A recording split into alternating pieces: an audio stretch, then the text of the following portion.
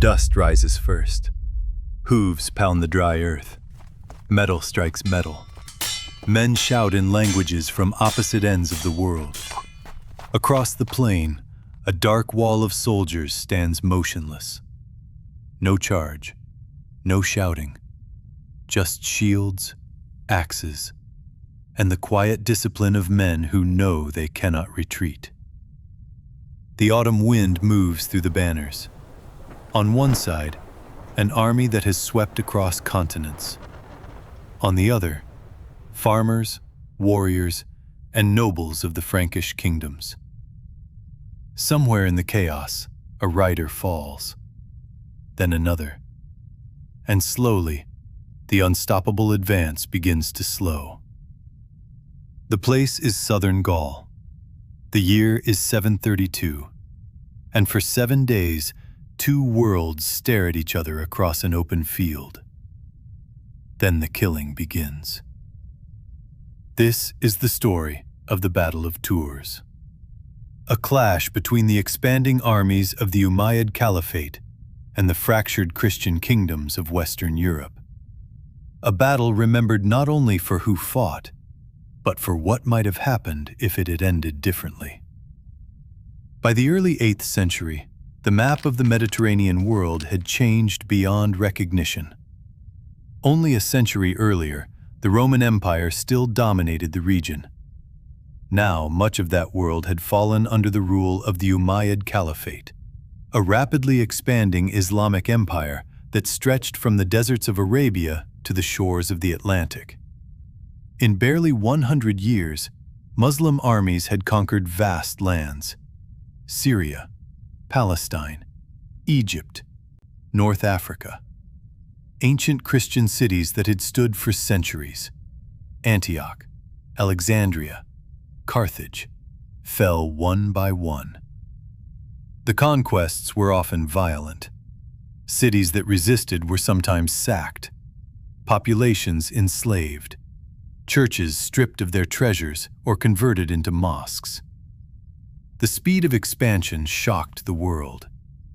In 711, Muslim forces crossed the narrow strait from Africa into the Iberian Peninsula. The Visigothic kingdom of Spain collapsed with startling speed. Cities surrendered. Armies disintegrated. Within a few years, most of Spain was under Umayyad rule. But the expansion did not stop there. Across the mountains of the Pyrenees lay Gaul, a land divided among rival Frankish rulers, weakened by internal conflict and political ambition.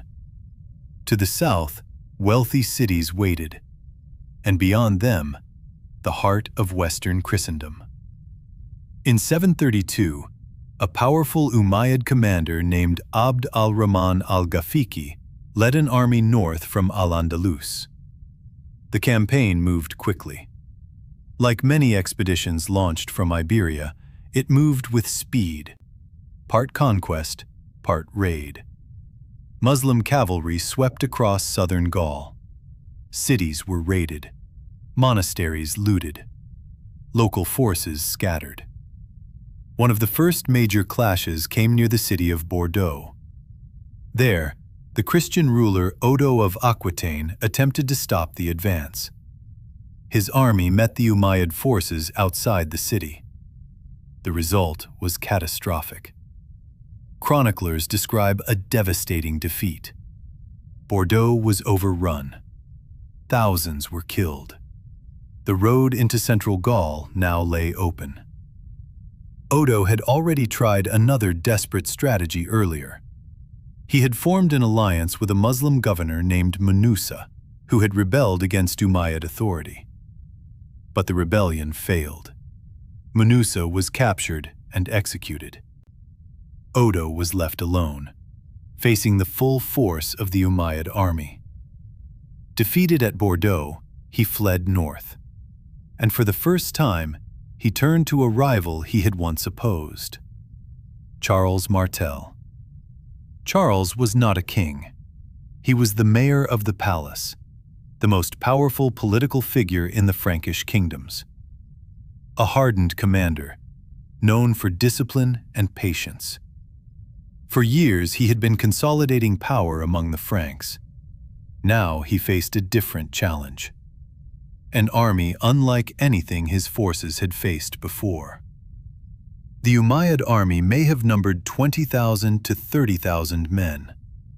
Many were elite cavalry, fast, mobile, devastating in open battle. The Frankish army was different. Most of Martel's men fought on foot, heavy infantry, perhaps 15,000 to 20,000 soldiers in total.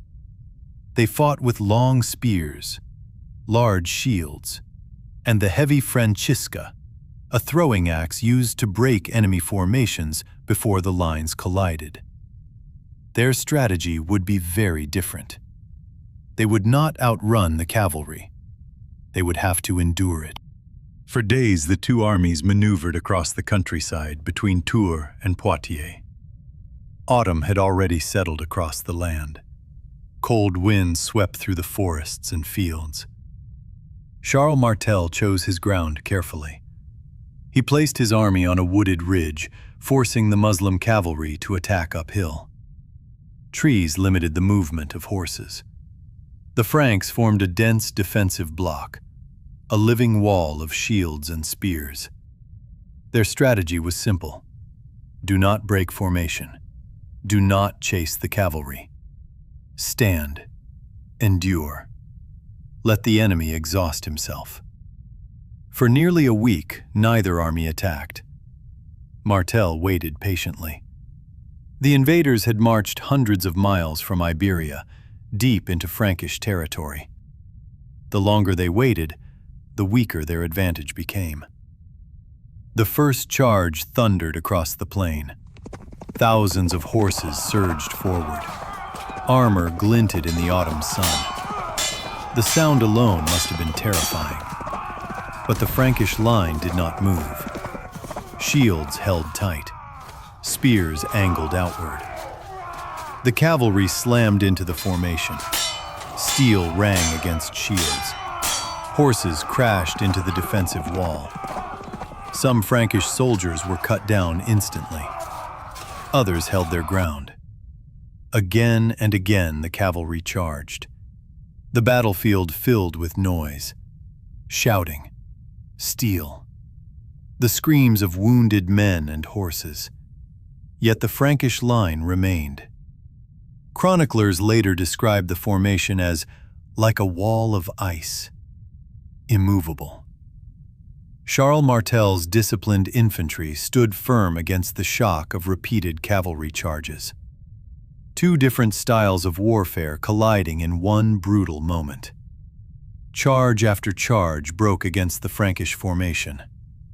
Hours passed. The sun moved slowly across the sky. Then something unexpected happened. Frankish forces, possibly including troops loyal to Odo, slipped around the battlefield and struck the Umayyad camp behind the lines.